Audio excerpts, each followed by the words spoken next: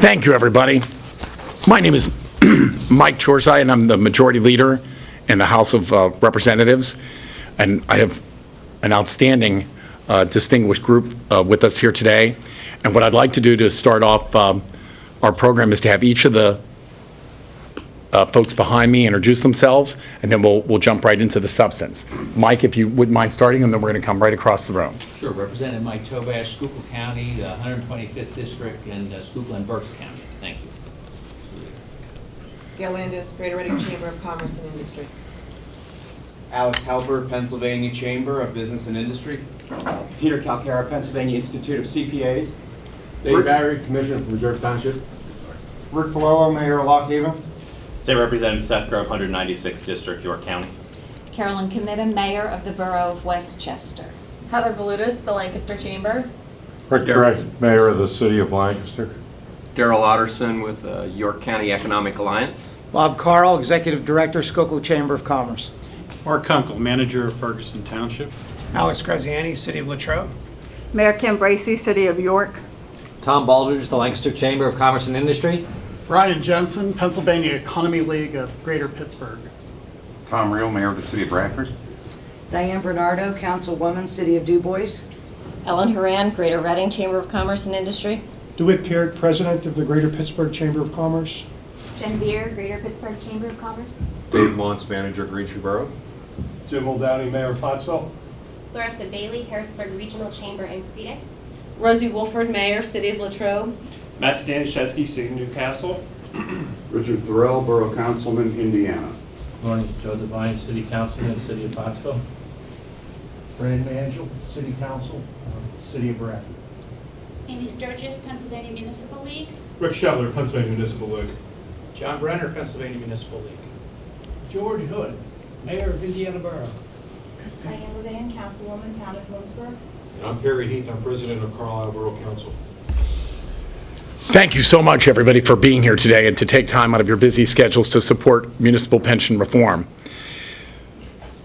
In working with the Allegheny Conference in the Southwest region, Pittsburgh region, they have been stressing to many of us as legislators the importance of municipal reform across the state and have put together a coalition focused on making sure that we are moving into the 21st century. Recently, we worked with the Allegheny County Chief Executive, Rich Fitzgerald, a Democrat, and his predecessor, Dan Honorato, who was the Chief Executive for 8 years. We also worked with Dan and then with Rich to pass public pension reform moving forward for Allegheny County. And as a result of those changes that were made with respect to Allegheny County, the pension system there saved $1.1 billion over 50 years. And the key that the county executive stressed to us was the need to protect existing retirees, to protect existing employees who would be collecting future benefits from that system, and to make sure that it moved into the 21st century and was more akin to what the private sector looked like for new hires.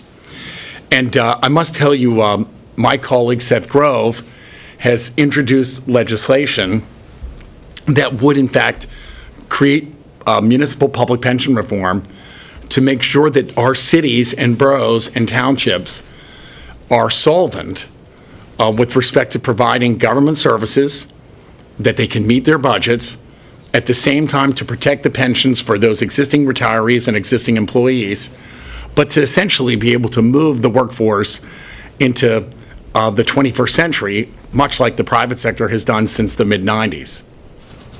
We have some outstanding speakers here today. Our last speaker will be my colleague, Representative Seth Grove, the sponsor of the legislation. But I'd like to introduce first Mayor Kim Bracey from York. Mayor. Thank you, Representative. Good morning, all. It was 1 year ago today, I, along with other municipal and Chamber of Commerce leaders, stood with Representative Grove as he introduced this bill and the cash balance proposal.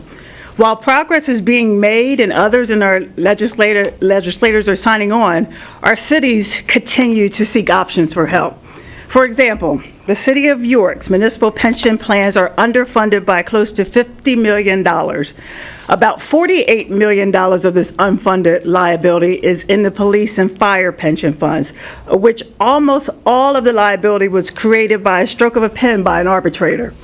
That arbitrator gave all the active and retired police and firefighters the right to receive an annual increase in their pension equal to the annual pay increases of active employees.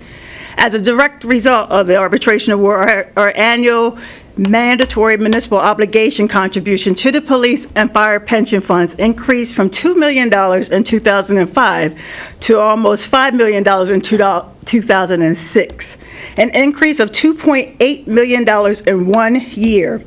That the economic collapse in 2008 caused the MMO to skyrocket to almost $8.8 million. Act 44 of 2010 gave the city some relief by allowing the city to pay only 75% of the MMO. But in 2015, our MMO is projected to increase to almost $8 million, a $2.2 million increase. I give you that history to tell you there are no ways of addressing this pension increase without some pain, and we recognize that. In the City of York, we are evaluating the distressed pension commuter tax. But in order to generate even enough revenue to pay the increase, we would be required to increase the earned income tax rate to 1.5% from the current 0.5%. So a family earning $60,000 per year would see an increase in their earned income tax of $600 per year. There are the winners and no losers, whichever way we choose to raise the revenue to pay the bill. And certainly the city residents lose out no matter what method we use. If we don't look to the earned income tax, then we will have to rely on the real estate tax, which would be increased by roughly 2.4 mils, or $146 on a $60,000 home.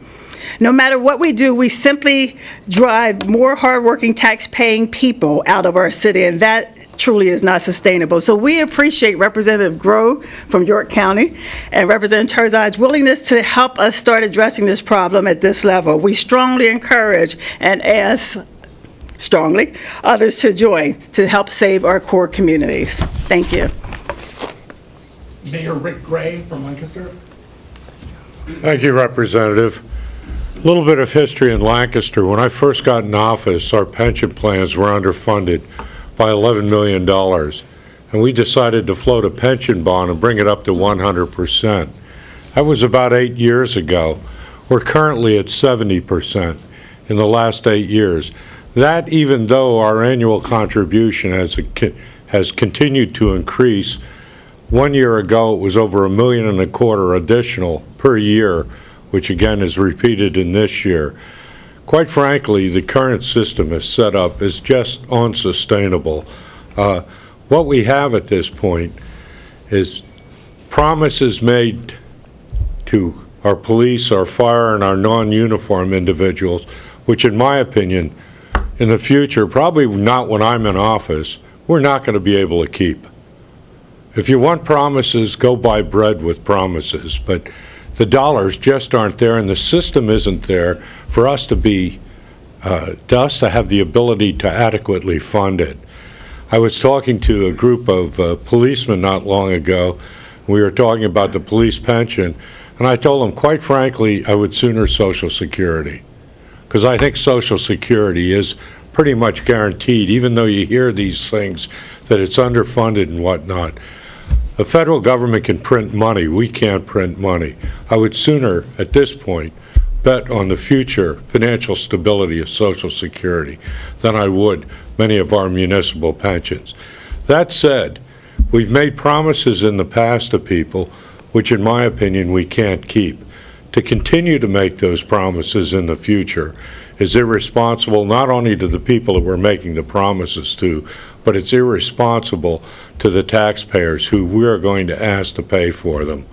The city of Lancaster is the poorest community in Lancaster County. The funds are just not there. So what do we do? Well, is what Representative Groves presented the be-all, end-all of it? with all due respect, it's a darn good starting point to talk about it because it addresses both the promises that have been made by allowing money, excess money over a certain amount, a certain percentage, to be put back to pay for those pension plans that are already in place. It doesn't deprive anybody of the benefits that they're currently advised that they can have, but it also sets it up for the future in such a way that individuals can control, can see what their pension is going to be, how their money is, and how it's going to be invested. So it answers not only the promises made in the past, but prospectively it shows what can be done in the future. And again, with all due respect to the majority leader and the Representative Grove, if I go to a U.S. Conference of Mayors meeting, I'll know mayors for 4, 5, 6 years, and somebody will say, is he or she a Democrat or Republican? And we'll all go, you know, we don't know. She's from Oklahoma City. I guess she's probably a Republican. Mayors on the local level have to be a lot more pragmatic about things and have to solve problems. They don't have the luxury of talking about things in the abstract. I'm sorry to not see some of our Democratic representatives and senators up here on the stage with us here today. And I ask them, we are your constituency. We are the cities. Most of the bigger cities in the state have Democratic mayors, not all of them. What are you proposing, or what are you going to do to help us out of this situation? We're asking you for help. We're asking you for direction. We're asking you to join together with the people that recognize the need to reform municipal pensions, to get on board at least with the idea of reformation, not necessarily have to accept everything that's been presented, but get on board with the idea of let's make this thing solvent. Let's make promises that we can keep, not just promises that people that currently want to hear, but we're not going to be able to carry through with. Thank you. Thank you. Mayor Carolyn Comita, Westchester. Thank you, Representative Turzai. Good morning, everyone. In the borough of Westchester, or from the borough of Westchester, I'm often asked, hey, Mayor, how are things going? In Westchester, and Westchester is perceived and actually is a vibrant college town, county seat, entertainment destination. Our streets are filled 24/7 with people of all ages. Unfortunately, our pension problems are the number one concern before our borough council and our community will fund any project. It's the first question that comes up. Most of our citizens are not aware of that problem, and we really appreciate Representative Grove and Representative Turzai and all who are taking a look at this problem that is not just an issue of cities, but it is also an issue of some of the boroughs and towns who are struggling with the pension costs and underfunding. Westchester Borough has a pension funding problem that threatens the financial health and stability of our community, as vibrant as it appears. We need to replace a very outdated and too small police station. And I am fighting very hard to make that happen. It should happen. It needs to happen. Council would like to move that project forward. Their first concern is, do we have the money to expand our police facility when we have this rising and overwhelming unfunded pension liability? Because of two stock market crashes, recessions, 2001, 2002, 08, 09, the Great Recession, several disability retirements, inflexible state pension, and Act 111 binding arbitration statutes, plus the Act 44 pension relief legislation, Westchester in the last 13 years has seen the following changes. The unfunded liability for both of our pension plans went from, in 2001, little under 200,000, to 2013, over 14 million. The minimal municipal obligation, which is the annual funding requirement, went from a little over 400,000 in 2001 to 2.5 million in 2014. This burden cannot be sustained. Investments in the plan have been professionally managed over that entire time period. There have been no new benefits granted by the municipality that were not mandated by the state legislature. The unfunded liability jumped over $2 million between 2011 and 2013. Mostly because of an actuarial interest earnings assumption change from 8% to 7.5%. But that change is more realistic considering the stock market performance over the last 13 years. Westchester Borough has addressed the problem for the long term in the non-uniform pension plan by shifting all new hires as of 1/1/13 into a defined contribution plan. However, that does nothing for the near-term funding requirements, and more critically, State Act 600 and Act 111 prevent any meaningful reform of police pensions. This is a growing crisis that can only be fixed with legislative action, and this is why we thank Representative Turzai, Representative Grove for introducing this bill, and for all of the supporters. Our future is certainly in our hands at the local level, and we do everything we can to keep our citizens strong and our communities strong. But in this case, our hands are tied unless the legislature takes necessary action to remediate this crisis. Thank you very much. Township Commissioner from Reserve in Allegheny County, David Barry.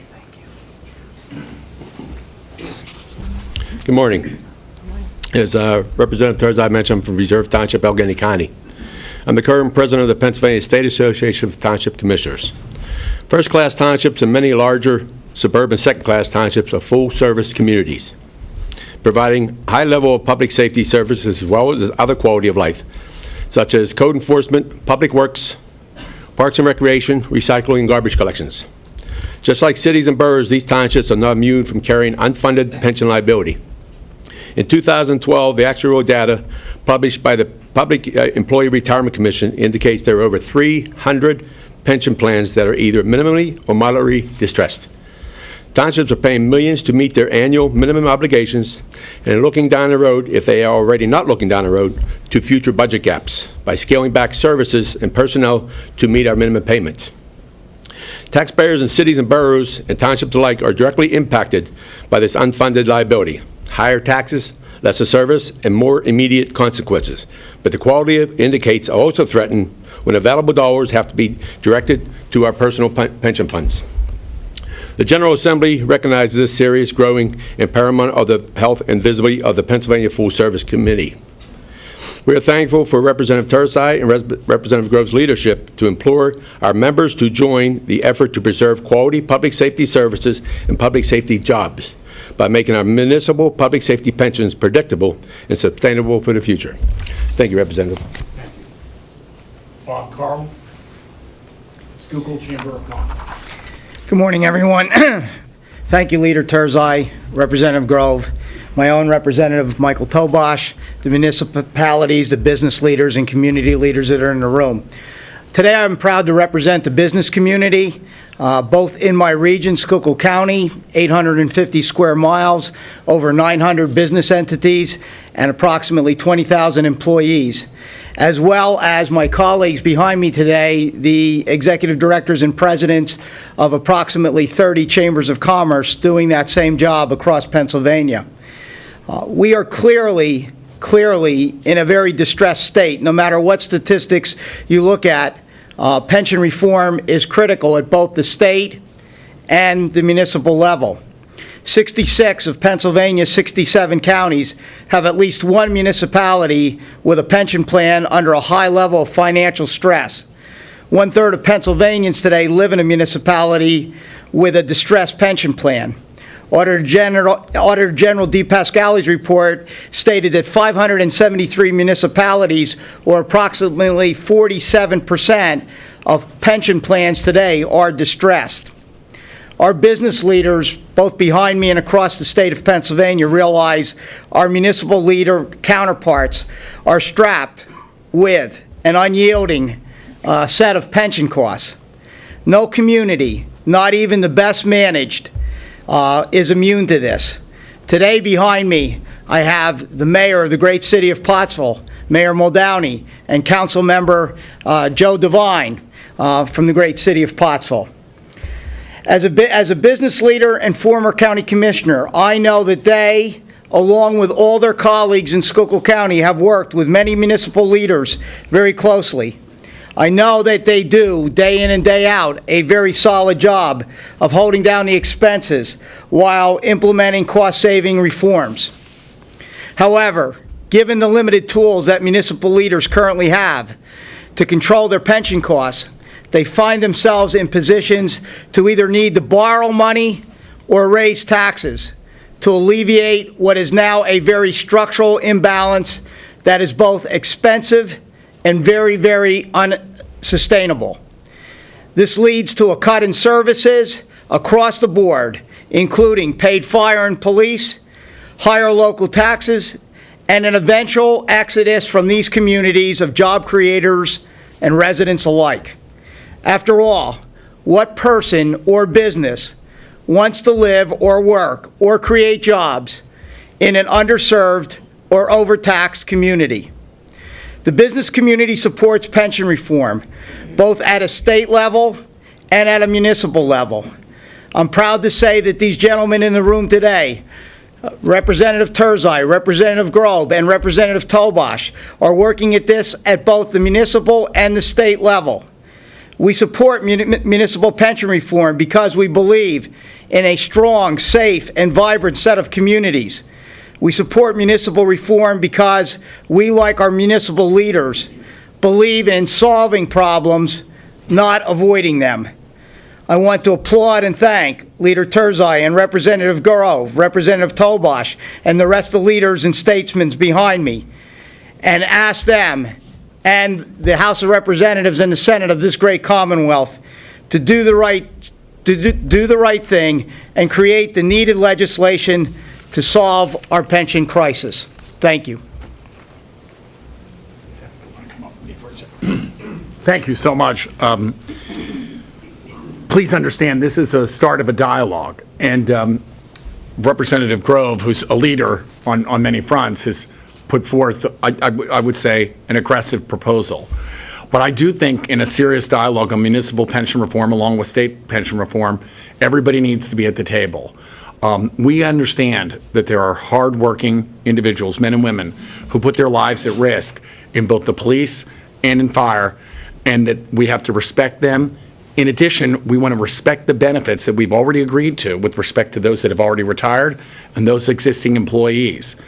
If there should be changes, as we suspect have to happen to reach solvency, we are talking about new hires.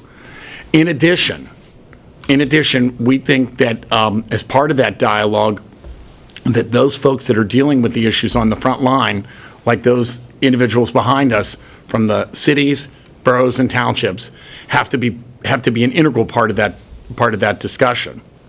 I turn it over to my colleague, Seth Grove, who's been the champion of this particular issue, and he'll give you his perspective on where we need to take Pennsylvania and our communities. Thank you very much. Thanks, Mike. Appreciate it. You know, as a majority leader, I really like Mike because he's willing to tackle tough issues and move the state forward and say, you know, status quo is unacceptable. So, Mike, thank you for your continued leadership on many, many fronts, and particularly Mike Tobosh, who's a leader and probably has a pretty good game plan to solve our statewide pension moving forward. So, Mike, thank you very much. And I'd like to thank the coalition for their strong support moving forward to bring some fiscal sanity back to our struggling pensions. Now, don't get me wrong, this is about that thin blue and red line that we have in Pennsylvania. I fear it's going to get a lot thinner if we don't handle the financial end, particularly in pensions moving forward. I have a municipality right now that's part of a regional police department. They're looking at pulling out.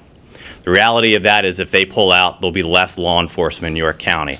If a municipality pulls out of their local police or fire service, who picks up that? The state picks up that cost, and we already have a lagging number of state police already in this state. Now, obviously, the governor and the General Assembly has been trying to allocate more revenue for more cadet classes, but if local governments fail in current police protection, it's going to increase drastically the amount of response time throughout the Commonwealth.